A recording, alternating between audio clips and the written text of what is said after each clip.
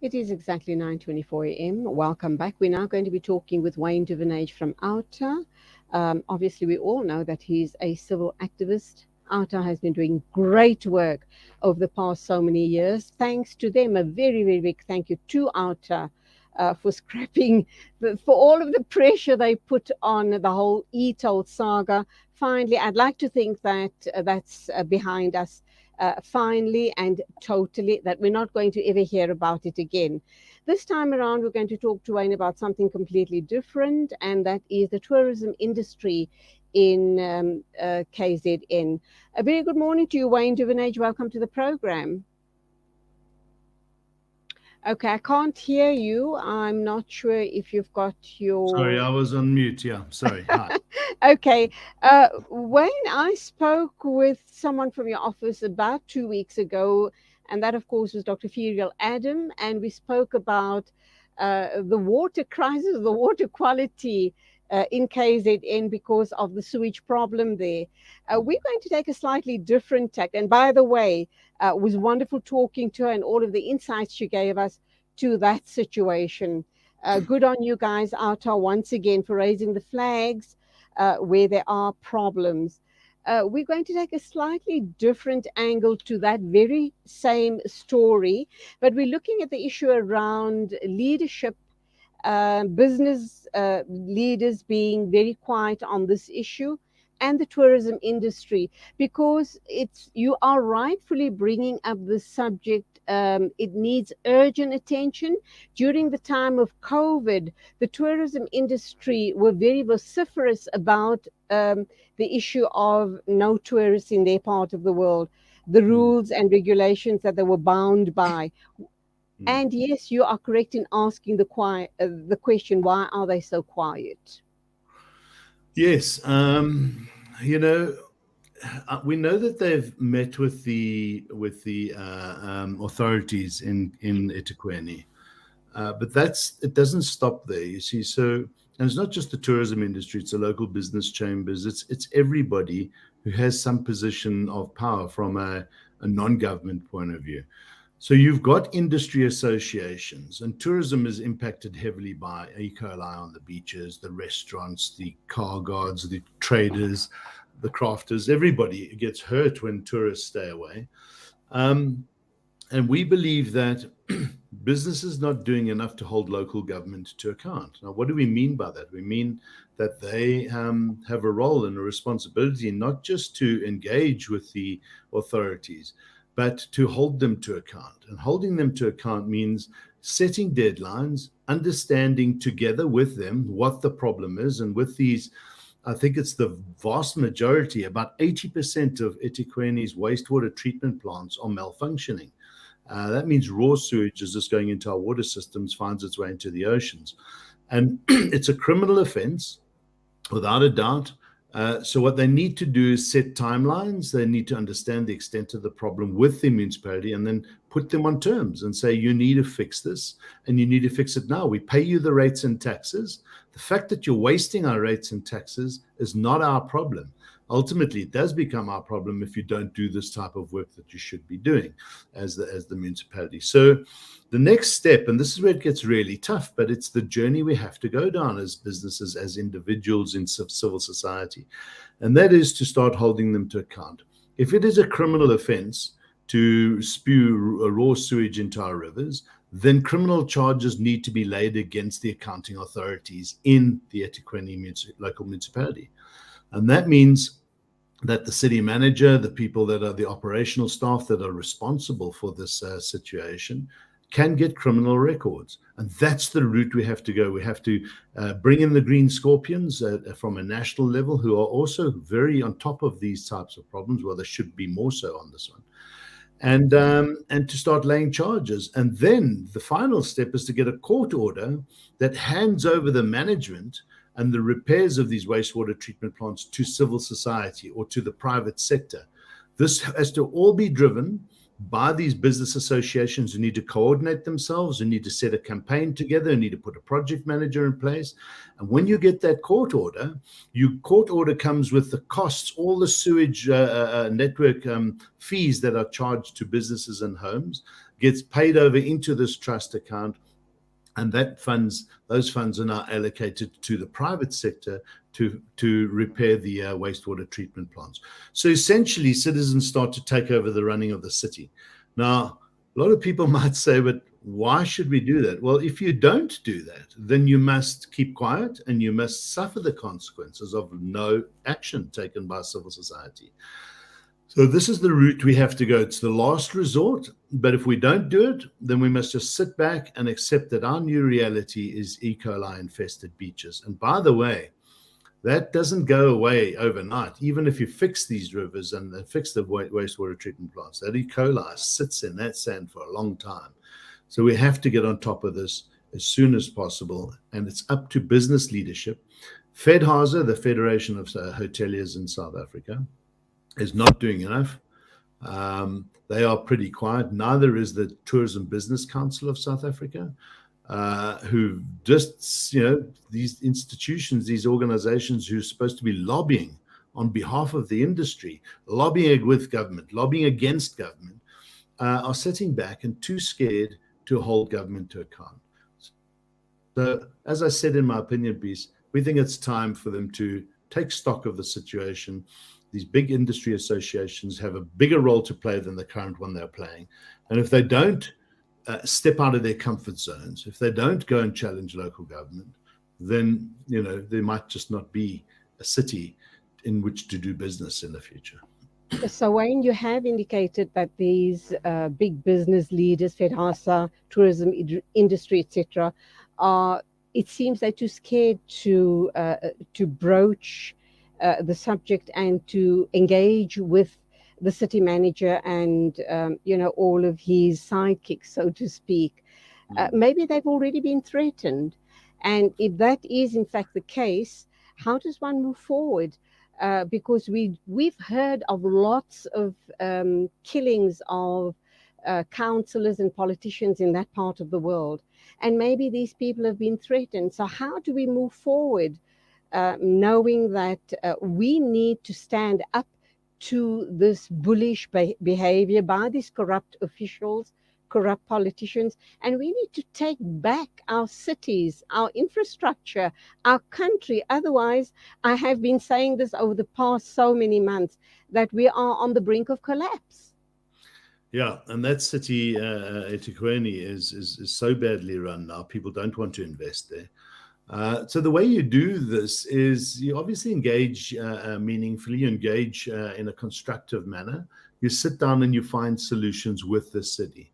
But if they resist, if they don't want to do this is why I was saying you get a campaign together, you appoint a campaign manager, and through this person, who might not even necessarily be linked to these business associations, but he is appointed or she is appointed to manage this and coordinate all these efforts.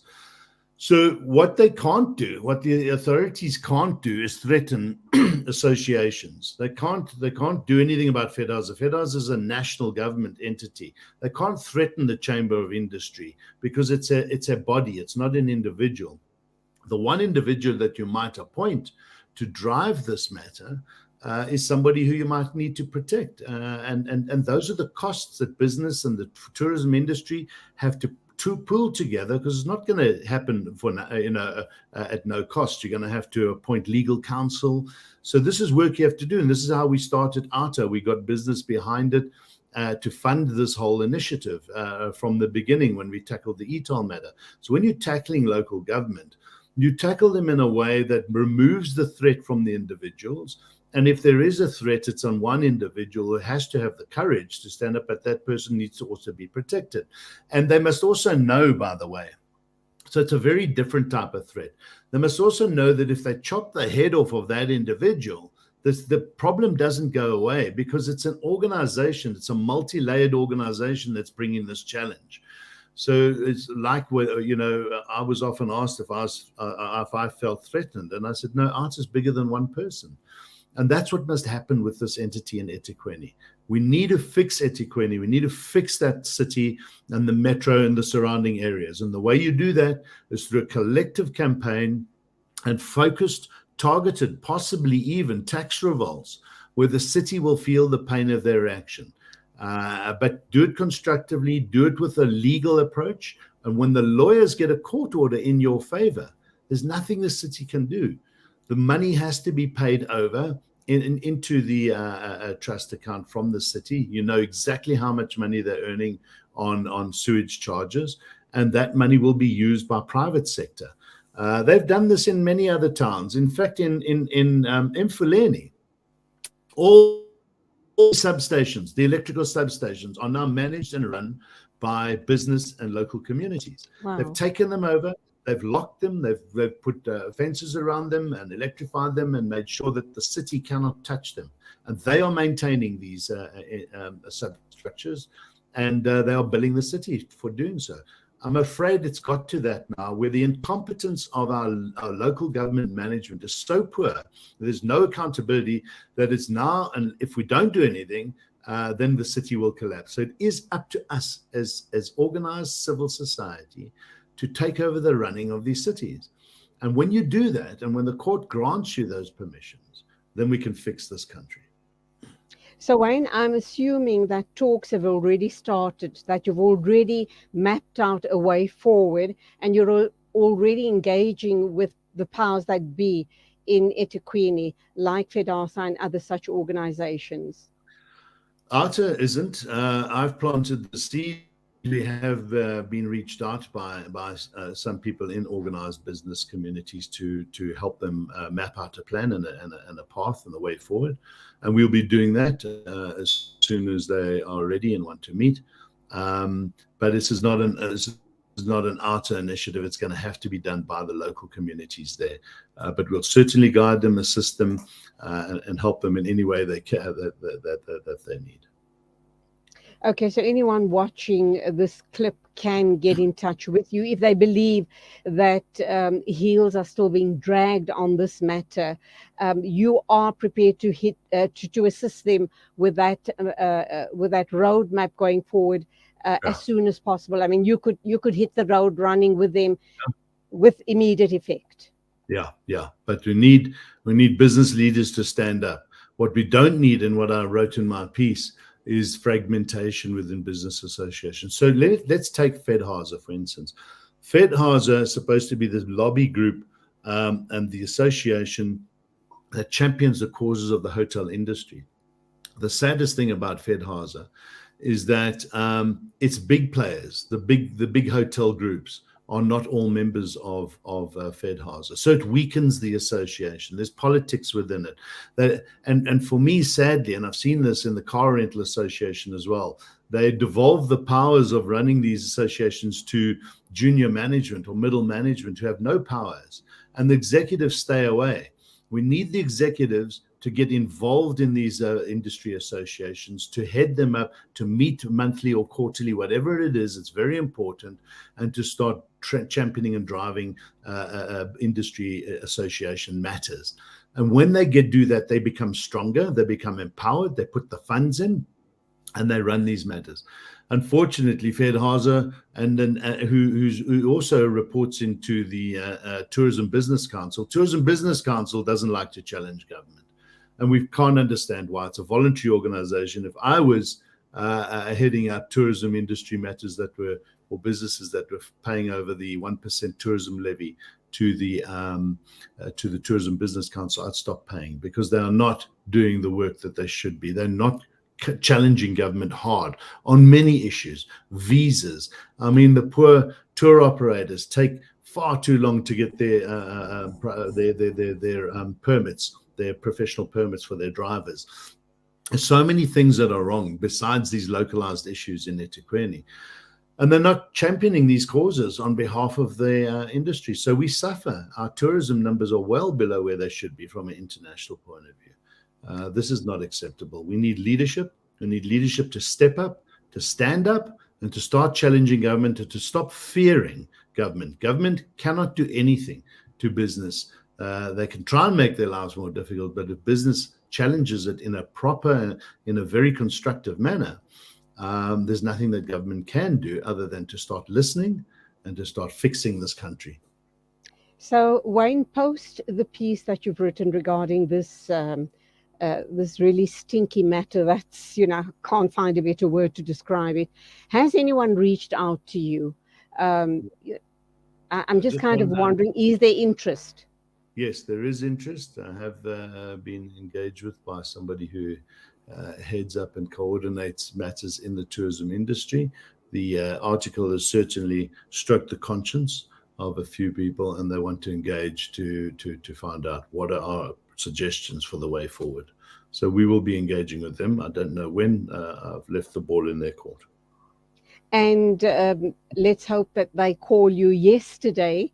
Can you get the ball rolling with them ASAP? Is it doable immediately? We know we can't get any results overnight, but I mean, can we get people working on it immediately? It all depends on whether the industry is going to get together to put the funds in. You have to appoint a project manager. People don't do this for nothing. You have to find the Of right course. person to coordinate the campaign. It has to be somebody based in eThekwini that is going to be able to engage with the authorities and the powers that be. And then once those engagements start happening, it can move quite fast. And then at the same time, while you're engaging, you can get legal opinions. But I'm afraid the repairs Oh, to the wastewater treatment plants is going to be costly, and it's going to take time because some of them are so far gone that they almost have to be rebuilt. The city has done a very poor job in maintaining them, and that goes for normal water reticulation, reservoirs. You see the roads, you see the traffic lights. The list is long. There seems to be this problem that maintenance, money spent on maintenance, is wasted money as far as municipalities and local government is concerned. We've seen the input on expenditure for maintenance dropping over the years. And that's a sad situation. That's why we're in this dire mess that we are in so many cities and towns. So it absolutely. needs leadership. We can help and guide, but they're going to have to put the resources in, and it's going to have to come from a national, the national entities must assist the local entities, but it's certainly going to have to come from big business in eThekwini, the business chambers. All of those individuals need to sit up, get together, and put a coordinated campaign together. Wayne, I do hope that this podcast will circulate widely. I know that people are sick and tired of the situation out in that part of the country. And undoubtedly, I think you're going to get lots and lots of interest. And I think collectively, we can and will win back eThekwini. Thank you indeed once again for the sterling work as a civil activist. God bless, stay safe, and a wonderful festive to you and your loved ones. Thank you very much, Julie. All the best. Bye. Thank you. Thank you indeed.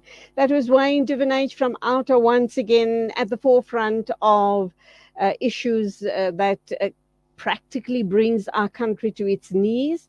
They are now focusing on the issue in eThekwini, the stinky situation of all of the sewage spilling into the rivers and landing up in the sea and onto our beaches. And please, God, let this be a very, very successful campaign. We need to save our cities and our infrastructure, obviously.